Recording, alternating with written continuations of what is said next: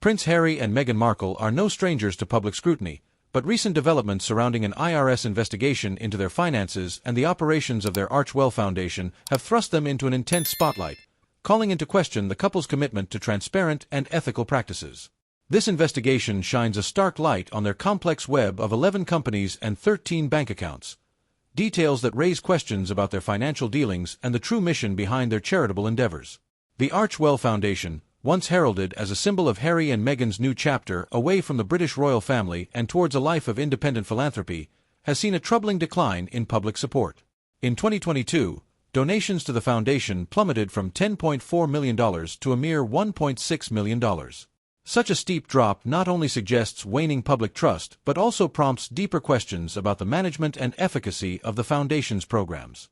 The decline in donations is juxtaposed with an increase in operational expenses, particularly rising staff salaries, which, to critics, seem at odds with the purported goals of the organization. Observers point out that while the foundation's incoming funds have diminished, Harry and Meghan have continued to live a lifestyle that exudes luxury. This contrast has led to uncomfortable questions. Are the funds raised for Archwell being used exclusively for charitable purposes, or are they, in some way, contributing to the couple's personal expenses? Even the choice to incorporate their companies in Delaware, known for its tax-friendly laws and minimal disclosure requirements, has raised eyebrows. For many, this decision smacks of strategic financial maneuvering, a move that is as much about preserving privacy as it is about taking advantage of tax benefits. Such actions add to the perception that the couple, despite their public emphasis on transparency and change, may be prioritizing personal financial security over genuine altruism.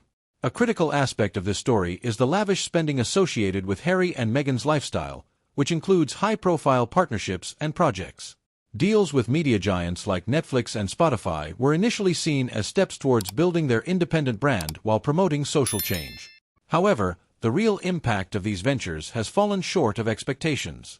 Projects like their Spotify podcast and other media collaborations, once anticipated to solidify their place as influential figures outside royal duties, have not generated the public fervor they likely hoped for. This underperformance raises questions about the long-term viability of their strategy to stay relevant and solvent while outside the bounds of the British monarchy. Moreover, the criticism is not confined to financial practices alone. The couple's attempts to maintain a sense of privacy are clashing with the public's call for more accountability, especially in matters involving charity. The Archwell Foundation's lack of detailed financial disclosures fuels ongoing skepticism. In the world of high-profile philanthropy, transparency isn't just encouraged, it's a necessity to maintain donor trust and public credibility. Without clear evidence of how donations are being utilized, public confidence falters, opening the door for critics to allege that the charity could be more a vehicle for enhancing personal prestige than achieving meaningful change. The implications of this investigation are profound.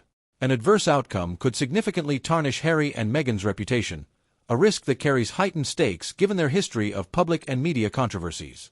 Since their departure from official royal duties, the couple has faced a mix of support and skepticism.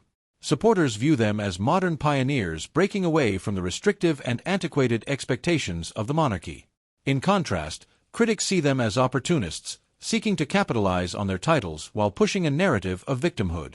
This IRS scrutiny feeds into the latter narrative, potentially confirming suspicions that their pursuits may not be as altruistic as they appear.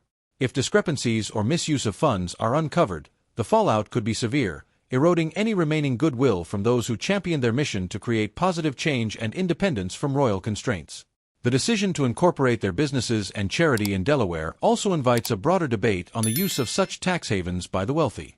Delaware offers numerous advantages: low corporate taxes, high levels of financial secrecy, and a legal structure that allows for significant privacy. While it's not inherently illegal, such practices can appear suspicious, particularly for high-profile figures who claim to champion openness and integrity. This choice amplifies the narrative that Harry and Meghan, while advocating for societal change and equality, may themselves be participating in the same structures of privilege and exclusivity that they often critique. Equally problematic is the broader narrative of Harry and Meghan's public persona. The contrast between their media ventures and their philanthropic claims is stark. Projects aimed at spreading awareness or supporting charitable causes have sometimes been overshadowed by criticisms of self-promotion.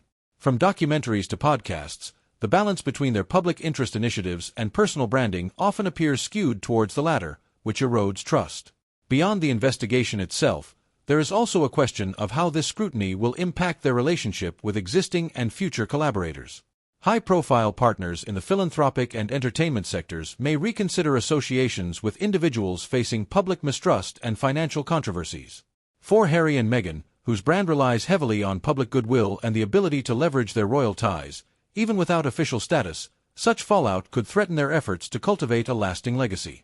Compounding the concern is the duality of Harry and Meghan's public approach, emphasizing a need for privacy and controlled narratives while operating in spheres that demand transparency. Their insistence on privacy may work in personal matters but becomes counterproductive when managing a charitable foundation that depends on public support and scrutiny. Balancing these conflicting needs is challenging, and in this case, may lead to greater skepticism. Ultimately, this IRS investigation, coupled with the backdrop of the couple's media endeavors and financial choices, symbolizes the increasingly complex intersection of celebrity, charity, and accountability. Harry and Meghan are navigating a path laden with high expectations and the pitfalls of public perception. How they respond to this challenge and what the investigation uncovers could define not just their post-royal legacy but also their credibility in the arenas they seek to influence.